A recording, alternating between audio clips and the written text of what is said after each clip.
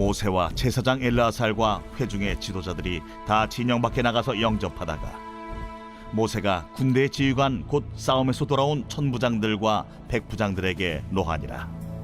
모세가 그들에게 이르되 너희가 여자들을 다 살려두었느냐?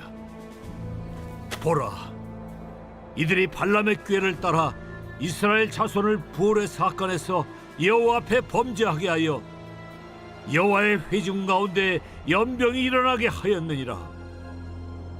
그러므로 아이들 중에서 남자는 다 죽이고 남자와 동침하여 사내를 아는 여자도 다 죽이고 남자와 동침하지 아니하여 사내를 알지 못하는 여자들은 다 너희를 위하여 살려둘 것이니라.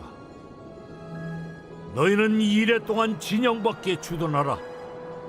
누구든지 살인자나 죽임을 당한 사체를 만진 자는 셋째 날과 일곱째 날에 몸을 깨끗하게 하고 너희의 포로도 깨끗하게 할 것이며 모든 의복과 가죽으로 만든 모든 것과 염소털로 만든 모든 것과 나무로 만든 모든 것을 다 깨끗하게 할지니라.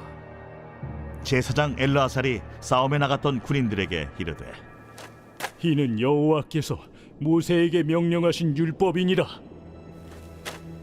금, 은, 동, 철과 주석과 납 등에 불에 견딜 만한 모든 물건은 불을 지나게 하라. 그리하면 깨끗하려니와 다만 정결하게 하는 물로 그것을 깨끗하게 할 것이며 불에 견디지 못할 모든 것은 물을 지나게 할 것이니라. 너희는 일곱째 날에 옷을 빨아서 깨끗하게 한 후에 진영에 들어올지니라. 오늘 말씀은 죄를 정결하게 하는 삶이라는 제목으로 말씀을 전하겠습니다.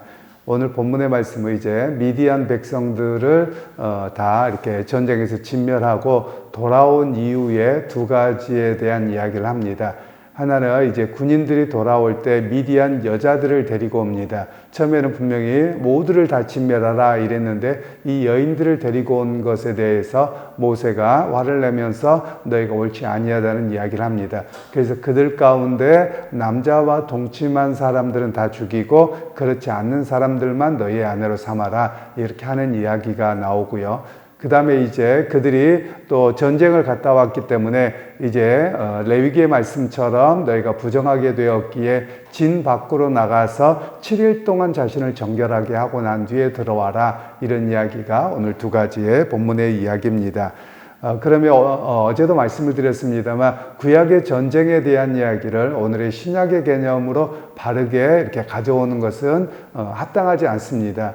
어찌 보면 과거에 그 중세의 그 로마 시대 또는 이렇게 중세 시대의 모습을 보면 십자군 전쟁이 있었는데요. 십자군 전쟁도 이 본문에 대한 이해를 오늘의 본문으로 그대로 적용을 해서 사실은 이슬람에 대해서도 기독교가 먼저 핍박을 합니다. 실제로 이제 여러분들이 역사에 대해서 많이 모르긴 하겠습니다만 이슬람과 기독교가 이렇게 갈등을 이렇게 갖고 있는 원인 중에는 원래는 그 예루살렘이 이슬람화 되어졌을 때 기독교인과 이슬람인들이 별 문제 없이 살았습니다.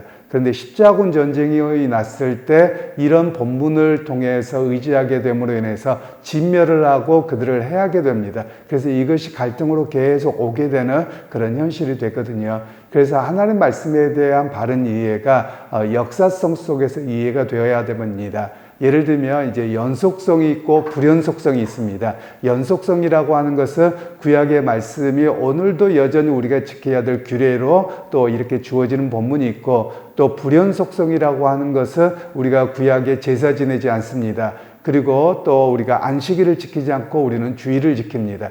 그리고 오늘 본문에 나오는 것처럼 전쟁에 대한 겁니다. 이런 것들이 불연속성인데 오늘 이것을 동일하게 여겨서 그런 문제가 중세시대에 있기도 했고 또 어떤 일이 있었냐면 지금도 극우에 있는 기독교인들은 이 본문을 동일하게 해석하려고 합니다. 그래서 우리와 다른 이들을 진멸해야 된다, 또는 혐오와 차별로 가려고 하는 이들이 여전히 있다라는 겁니다. 그래서 이 본문에 대해서는 우리가 불연속성으로 이해를 해서 해야지만 문제가 되지 않습니다. 왜 그런가 하면 오늘 본문으로 이해를 하자면 과연 하나님은 인권과 또 여성의 인권이나 또는 이런 것들에 대해서 무자비하신 분이냐라는 것에 대해서 우리가 이 본문을 잘못 이해하게 되거든요. 그러니까 하나님은 무조건 내 편이 되어서 누구든지 다 이렇게 해도 하나님은 윤리적으로 괜찮으냐, 이런 문제가 발생하기 때문에 구약의 그 시대적 한계성 속에서만 이해하는 것이 본문의 바른 이해가 되겠습니다. 그러면 오늘 이 역사성 속에서 모세가 하나님 앞에서 백성들에게 왜 이런 잘못을 지적하게 되냐면, 하나님께서 미디안의 25장에 보면 미디안 여인들의 유혹으로 인해서 성적인 타락이 일어납니다. 그러니까 하나님의 거룩한 백성을 오염시키게 하게 되는 이런 문제가 발생합니다. 그래서 하나님께서는 이들을 진멸을 하도록 하셨는데, 지금 군인들이 분명히 너희가 넘어졌던 문제를 또 갖고 들어오는 겁니다. 그랬기 때문에 그에 대해서 진멸하도록 하는 그런 내용입니다. 그래서 오늘 이 본문은 우리에게 다시 적용해야 되는 것인데요, 우리에게 적용하자면 우리가 어떤 과거의 죄에 대해서 넘어졌을 수 있습니다.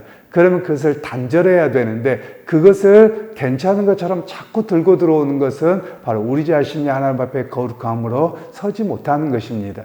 그래서 우리에게 죄에 대해서 분명하게 끊고 되돌아서야 되는 것으로 오늘 성경에서는 이야기를 하고 있습니다. 그리고 나서 이제 이들에게 정결 예식을 하도록 하는데요, 이 정결 예식에 대한 이해를 좀 할 필요가 있습니다. 정결 예식 그 자체가 효력을 갖고 있는 것은 아닙니다. 예를 들면 우리가 구약 성경에서 보면 또 예수님 당시에도 그렇고 이게 갈등의 문제가 되어졌는데, 식사를 할 때 손을 씻고 먹어야 됩니다. 그런데 손을 씻고 먹지 않는 사람들이 있어서 율법을 어겼다고 문제가 되는 겁니다. 그에 대해서 예수님께서는 손으로 먹는 것이 사람을 부정하게 하는 것이 아니라 속에서 나오는 말이 또 생각이 부정해서 하나님 앞에 죄를 짓는 것이다, 이렇게 이야기를 합니다. 그 이야기의 전체적인 맥락에서 보자면 하나님의 말씀을 너희가 지켰느냐 안 지켰느냐를 따라서 부정하고 정하다, 이게 구별되어지는 것이지 어떤 외적인 어떤 행동 그 자체가 절대적으로 정결하게 하는 효력을 발생하는 것은 아닙니다. 그러니까 하나님의 말씀을 지킴이 효력을 발생하는 겁니다. 그러면 이 본문에서도 하나님께서 이렇게 해라, 뭔 하지 마라, 그걸 순종하는 게 효력이 있는 겁니다. 그러면 하나님께서 왜 정결예식에서 그들이 피를 묻혔기 때문에 진 밖에 7일 동안 있다가 또 자기를 정결하게 들어오게 하시냐면, 하나님께서는 기본적으로 십계명을 보면 어떤 종류의 관계없이 살인에 대해서는 죄라고 분명하게 이야기를 합니다. 물론 상황에 따라서는 우리가 전쟁이 났을 때 어쩔 수 없어서 우리가 전쟁에 임해서 그런 경우가 발생하더라도 죄는 죄입니다. 그래서 하나님께서는 이런 문제들 때문에 너희에게 시청각 교육을 하는 겁니다. 내가 비록 너희에게 전쟁을 하게 했다 할지라도 살인하는 것 그 자체는 십계명에 비추어서 죄의 기본이 되어지기 때문에 오히려 너희 스스로 하나님 앞에서 얼마나 큰 죄를 지어졌고, 그리고 그것 자체가 얼마나 우리 인간의 나약함인가를 깨닫고 돌아오도록 그렇게 하는 시청각 교육 차원에서 이런 정결 예식을 행했다라는 것입니다. 그러면서 이제 그들에게 일곱째 날에 돌아올 때는 자기의 옷을 깨끗하게 빨고 진 안으로 들어오도록 그렇게 이야기를 합니다. 그러면 이때 당시에 물이 얼마나 있었겠습니까? 물도 많이 없습니다. 그러니까 자주 빨래를 할 수도 없는 상황이거든요. 그런데 빨래를 하라는 겁니다.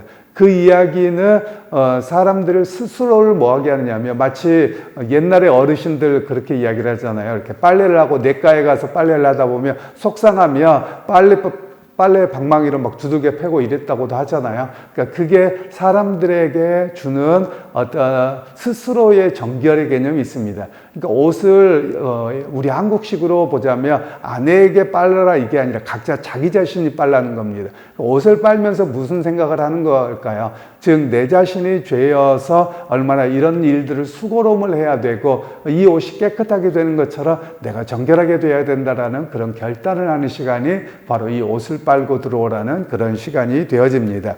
그러니까 하나님 백성 공동체에 이들이 합류할 때 정결 예식을 행해야 됩니다. 그러면 왜 그러냐면 하나님이 이스라엘 백성들과 함께 거주하십니다. 그러면 하나님이 거주하시는 곳에 죄가 함께 있을 수 없거든요. 그러니까 죄 문제를 완전히 해결하고 하나님 앞에 들어와라. 하나님의 백성으로 들어와라. 이런 이야기를 말씀하고 계시는 겁니다. 그래서 오늘날 우리 교회 안에서도 마찬가지입니다. 하나님 앞에 예배할 때 제일 먼저 해야 될 일이 무엇이냐면 회개하는 일입니다. 그래서 일주일의 삶 속에 또는 하루의 삶 속에서 혹시라도 나도 모르는 사이에 부지 중에 혹시 죄를 짓지 않았는가 우리 자신을 회개하는 것이고요. 또 이것은 소극적인 의미가 되겠죠. 적극적인 의미로는 하나님의 말씀을 따라 살지 못한 것, 예를 들면 이웃을 살아가지 못한 것, 거짓 증거하지 말라 그랬는데 거짓 증거하는 것, 또 우리도 모르게 분노하는 이런 모든 것들이 죄의 모습이죠. 그래서 이런 모든 것들에 대해서 하나님 앞에 회개하고 예배 자리에 서는 것이 우리의 모습이어야 함을 말씀하고 계시는 것이죠. 우리가 하루를 살다 보면 여러분 죄를 안 지을 수 없습니다. 물론 세상 사람들의 기준에서 보자면 누군가에게 남에게 직접적으로 악한 일을 행하지 않았다면 세상에서는 죄가 아니다 이렇게 이야기를 합니다. 또 더 나아가서 어떤 법조문을 이렇게 어기지 않았으면 범죄자가 아닙니다. 그런데 주님께서 말씀하시기를 마음속에 벌써 하나님을 향한 온전한 마음도 없고 또 누군가를 미워하는 마음이 드는 것 자체만도 주님 보시기에는 죄라고 말씀하거든요. 그래서 우리가 매 순간 어떻게 해야 되느냐, 하나님 앞에 나아갈 때마다 나의 죄된 본성이 이렇게 크고, 심지어 성경적인 그 세계관 속에서 보면 우리가 식탐하는 것도 죄고요, 또 우리가 뭐든지 다 탐욕을 부리는 것 자체가 다 죄의 모습으로 시작되는 겁니다. 그래서 그런 모든 문제들에 대해서 내가 주님 앞에 나갈 때 이 죄된 모습을 주님 앞에 회개하고 나아갑니다. 이 고백이 바로 우리에게 필요함을 이야기하고 계시는 겁니다. 그러게 여러분, 오늘 이 아침에도 우리가 기도할 때 하나님, 우리가 세상에 살아가며 죄를 안 지을 수는 없습니다.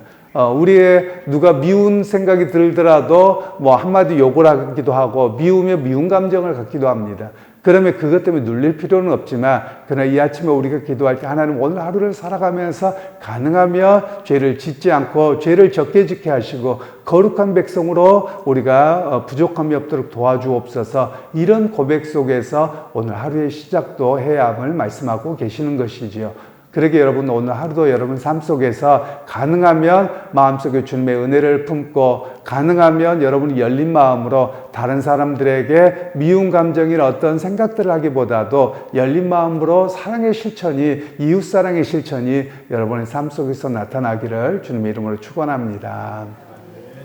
하나님, 오늘 또 이스라엘 백성들의 거룩을 요구하시면서 우리에게도 여전히 얼마나 주님 앞에 거룩한지를 되돌아보게 하셨습니다. 하나님, 우리가 죄악된 모습들을 다시 반복하지 아니하게 하시고, 하나님 또한 우리가 생각하는 중에 또 부지 중에 알고 지은 죄 모르고 지은 죄가 있다 할지라도 우리가 매번 주님 앞에 나올 때 회개하며 또 주님의 우리를 용납하여 주시기에 예수 그리스도의 십자가를 의지하고 믿음의 사람으로 설 수 있는 우리 모두가 되게 하옵소서. 예수님의 이름으로 기도하옵나이다. 아멘.